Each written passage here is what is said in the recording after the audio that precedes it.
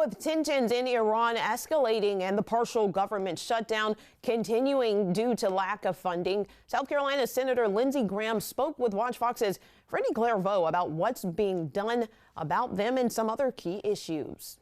Happening this week, Republicans are moving to use a reconciliation bill to bypass the Senate filibuster and secure funding for border security, specifically ICE and Border Patrol. South Carolina Senator Lindsey is adamant it will pass. Democrats will not give us any money for the Border Patrol, no money for ICE at a time where the threats are through the roof. So we got to get this right. So President Trump and I spoke last week. The game plan is to fund ICE and the Border Patrol through his entire presidency for 3.5 years.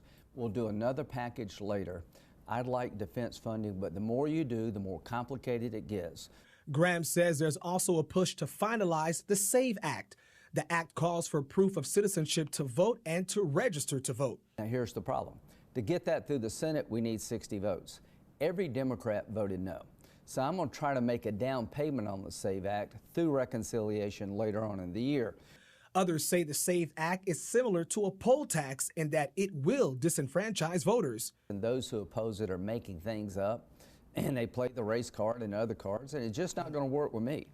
Also this week, U.S. officials are expected to be in talks with Pakistan as the war in Iran continues.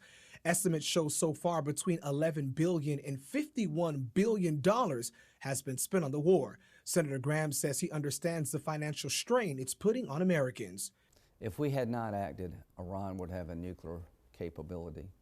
They would one day use it against Israel, try to use it against us. They could hold the world hostage. So whatever pain we're suffering today, if we hadn't acted, would have been 1,000 times worse. In Columbia, I'm Freddie Clairvaux. Now, for that full interview with Senator Graham, you can visit the website at WACH.com.